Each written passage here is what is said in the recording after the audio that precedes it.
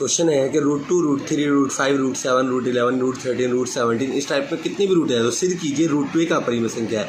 तो आप जिस तरीके से मैं इस क्वेश्चन को सिद्ध करने वाला हूँ उसी तरीके से इन सारे क्वेश्चंस को आप सिद्ध कर पाओगे, प्रूव कर पाओगे। सबसे पहले आपको करना है सिद्ध कीजिए में किसने √2 को एक अपरिमेय मानने के लिए बोला तो हम क्या करेंगे, √2 माना, यहाँ पर लिखे माना √2 एक परिमेय संख्या है, एक परिमेय संख्या है।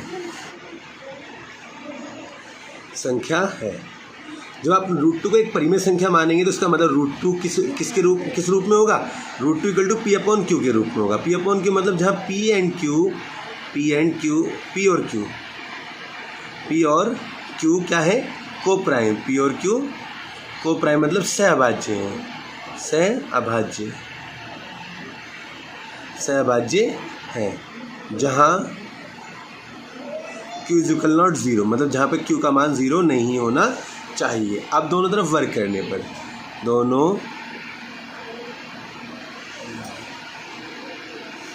दोनों तरफ वर्क करने पर,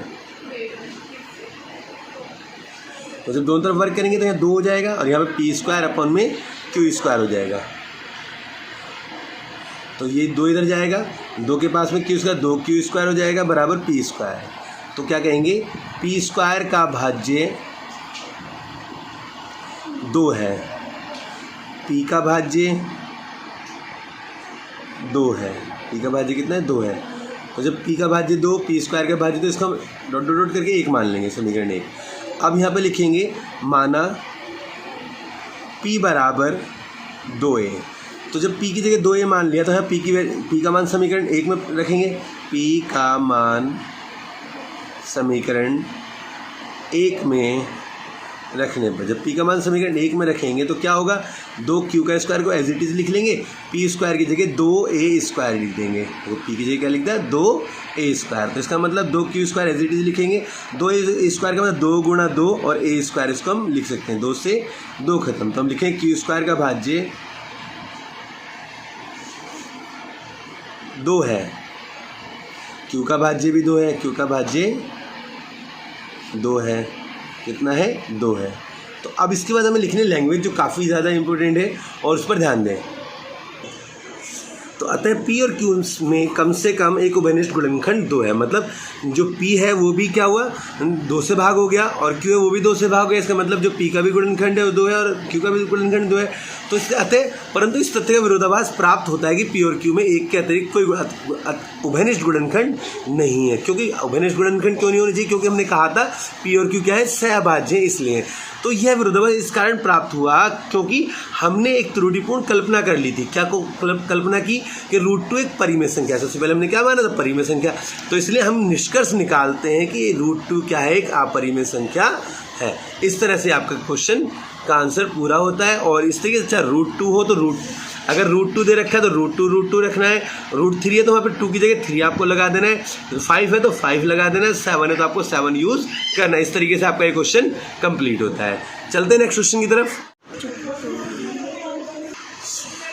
दर्शाइए 6 + √2 एक अपरिमेय संख्या है। जहाँ √2 एक परिमेय संख्या है, बेटा ये ऑलवेज जब भी ये क्वेश्चन आपको दिया जाएगा इसमें या इसमें, तो क्या होगा, इस क्वेश्चन के रिगार्डिंग आपको ये दिया जाएगा कि किस तरह से कि इसमें जो दे रखा है ये वैल्यू जो है कि जो ये √5 दे रखी है, तो मतलब ये पूरी वैल्यू तो इसमें √5 को अपरिमेय दिया होगा। ये जैसे इसमें वैल्यू दे रखी है तो इसमें √5 को अपरिमेय दिया होगा। इसमें ये वैल्यू है तो इसमें √2 दिया होगा, अगर इसमें ये वैल्यू है तो इसमें √3 दिया होगा। तो जब भी दे रखे हैं क्वेश्चन तो इसमें ये सारी चीज़ें दी गई होंगी। तो दर्शाना है हमें कि इसको अपरिमेय। तो कैसे करेंगे, इसको हम क्या करें, माना 6 + √2 एक परिमेय संख्या है। 6 + √2 P/Q के रूप में, जहाँ P और Q क्या है, सहअभाज्य संख्या है। तो Q बराबर नहीं है 0 के, तो √2 क्या, P/Q -6, तो प्लस का तो इधर के -6 है, Q बन जाए, Q हो गया, और P एकम P और 6Q हो जाएगा, P -6Q/Q। तो यहाँ पे P और Q क्या है, पूर्णांक है। इसलिए हमने क्या कहा, जब ये P और Q पूर्णांक है, सही से बोलो, जब P और Q क्या है, पूर्णांक है, तो क्या होगा, P और Q पूर्णांक होने की वजह से P -6Q/Q एक परिमेय संख्या हो जाएगा। अर्थात अंडर रूट जब ये परिमेय हो गया तो ये क्या हो जाएगा, ये भी परिमेय कहलाएगा। लेकिन हम जानते हैं, परंतु हम इस तथ्य का विरोधाभास प्राप्त होता है कि रूट 2 एक अपरिमेय संख्या, क्योंकि हमने ये यहाँ पे दे रखा है अपरिमेय है, तो हमें ये विरोधाभास अपनी गलत कल्पना के कारण प्राप्त हुआ कि क्या हुआ कि हमें 6 प्लस अंडर रूट 2 को क्या माना था, परिमेय संख्या मान लिए। तो अतः हम निष्कर्ष निकालते हैं, क्या निष्कर्ष निकालते हैं कि 6 प्लस अंडर रूट 2 क्या है, एक अपरिमेय संख्या है। हम क्या निष्कर्ष निकालते हैं कि रूट 2 क्या है, 6 प्लस अंडर रूट 2 क्या है, एक अपरिमेय संख्या है।